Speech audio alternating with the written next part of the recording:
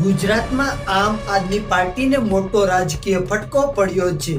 પાર્ટીના કિસાન સેલના પ્રદેશ પ્રમુખ અને જાણીતા ખેડૂત નેતા એટલા કે રાજુ કરપડાએ તમામ પદો અને પ્રાથમિક સભ્ય પદ પરથી પણ રાજીનામું આપી દીધું છે.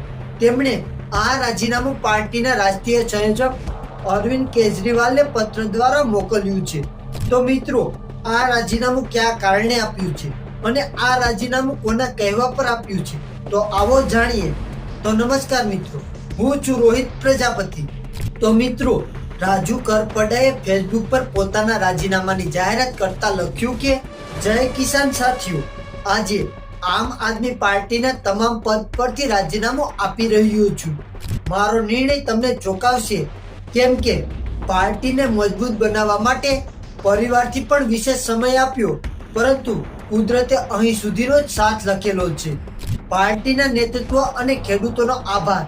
રાજુ કરપડા બોટાદ જિલ્લાના હળદડ ગામમાં કડદા પ્રથા વિરુદ્ધ આંદોલનમાં અગ્રેસર હતા, એટલે કે ખેડૂતો પર જબરદસ્તી લાદવામાં આવતી પ્રથા. જ્યારે ઓક્ટોબર 2025માં આ મુદ્દે ઘર્ષણ બાદ તેમની અને પ્રવીણ રામની ધરપકડ કરવામાં આવી હતી. તેઓ 4 મહિનાથી વધુ સમય સુધી જેલમાં રહ્યા અને જાન્યુઆરી 2026ના અંતમાં જામીન મળ્યા બાદ તે જેલમાંથી મુક્ત થયા હતા. આ રાજીનામાના મુખ્ય કારણ તરીકે આંતરિક મતભેદો અને નારાજગી જણાવાઈ રહી છે.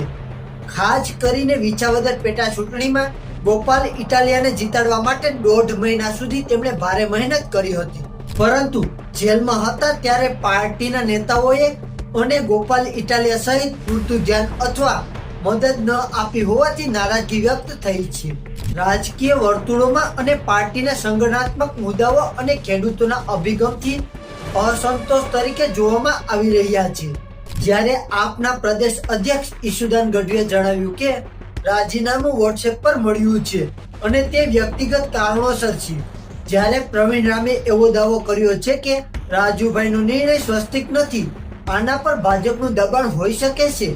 રાજીનામા બાદ રાજકીય વર્તુળોમાં તીવ્ર ચર્ચા ચાલી રહી છે કે રાજુ કરપડા આગામી સમયમાં ભારતીય જનતા પાર્ટીમાં જોડાઈ શકે છે, પરંતુ હજુ સુધી આ અંગે કોઈ સત્તાવાર જાહેરાત થઈ નથી.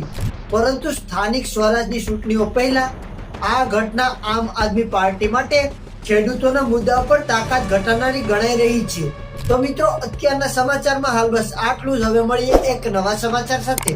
અને જો તમે અમારા આ વિડીયોમાં નવા આવ્યા હોય તો વિડીયોને લાઈક કરી અને ચેનલને સબસ્ક્રાઇબ કરી દેજો.